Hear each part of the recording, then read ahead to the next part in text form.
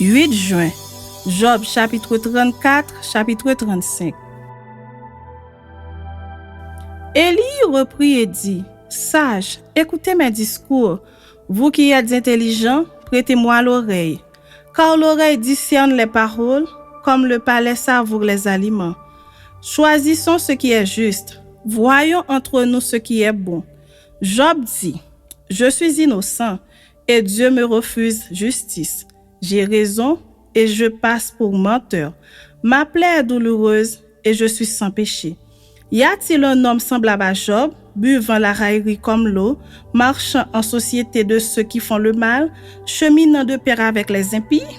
Car il a dit, « Il est inutile à l'homme de mettre son plaisir en Dieu. » Écoutez-moi donc, homme de sens, loin de Dieu l'injustice, loin du Tout-Puissant l'iniquité.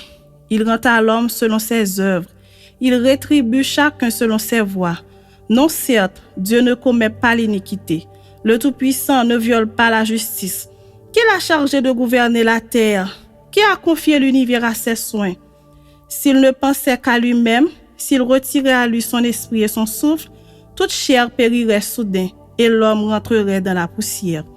Si tu as de l'intelligence, écoute ceci. Prête l'oreille au son de mes paroles. Un ennemi de la justice régnerait-il? Et condamneras-tu le juste, le puissant, qui proclame la méchanceté des rois et l'iniquité des princes, qui n'a point égard à l'apparence des grands, et ne distingue pas le riche du pauvre, parce que tous sont l'œuvre de ses mains. En un instant, ils perdent la vie.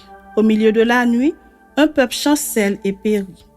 Le Tout-Puissant disparaît sans la main d'aucun homme, car Dieu voit la conduite de tous. Il a les regards sur les pas de chacun.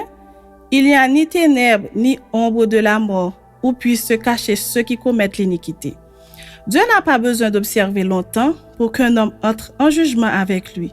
Il brise les grands sans information, il met d'autres à leur place, car il connaît leurs œuvres. Il les renverse de nuit et ils sont écrasés. Il les frappe comme des impies à la face de tous les regards. En se détournant de lui, en abandonnant toutes ses voies, ils ont fait monter à Dieu le cri du pauvre. Ils l'ont rendu attentif au cri des malheureux. S'il donne le repos, qui répandra le trouble? S'il cache sa face, qui pourra le voir? Il traite à l'égal soit une nation, soit un homme. Afin que l'impie ne domine plus et qu'il ne soit plus un piège pour le peuple. Car a-t-il jamais dit à Dieu, « J'ai été châtié, je ne pécherai plus, montre-moi ce que je ne vois pas. Si j'ai commis des injustices, je n'en commettrai plus. » Est-ce d'après toi que Dieu rendra la justice? C'est toi qui rejettes, qui choisis, mais non pas moi.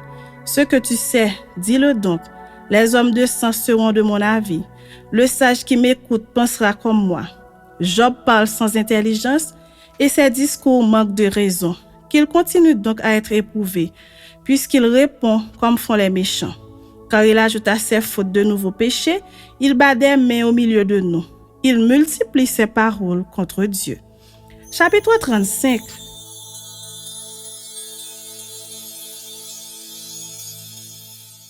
Élie reprit et dit, « Imagines-tu avoir raison? Penses-tu te justifier devant Dieu? Quand tu dis, que me sert-il? Que me revient-il de ne pas pécher? C'est à toi que je vais répondre, et à tes amis en même temps. Considère les cieux et regarde. Voici les nuées, comme elles sont au-dessus de toi. Si tu pèches, quel tort lui causes-tu? Et quand tes péchés se multiplient, que lui fais-tu? Si tu es juste, que lui donnes-tu? Que reçoit-il de ta main? Ta méchanceté ne peut nuire qu'à ton semblable. Ta justice n'est utile qu'au Fils de l'homme. On crie contre la multitude des oppresseurs. On se plaint de la violence d'un grand nombre, mais nul ne dit, « Où est Dieu, mon Créateur, qui inspire des méchants d'allégresse pendant la nuit, qui nous instruit plus que les bêtes de la terre et nous donne l'intelligence plus qu'aux oiseaux du ciel? » On a beau crier alors, Dieu ne répond pas. À cause de l'orgueil des méchants, c'est en vain que l'on crie. Dieu n'écoute pas, le Tout-Puissant n'y a point égard. Bien que tu dises que tu ne le vois pas, ta cause est devant lui. Attends-le. Mais, parce que sa colère ne sévit point encore, ce n'est pas à dire qu'il ait peu souci du crime.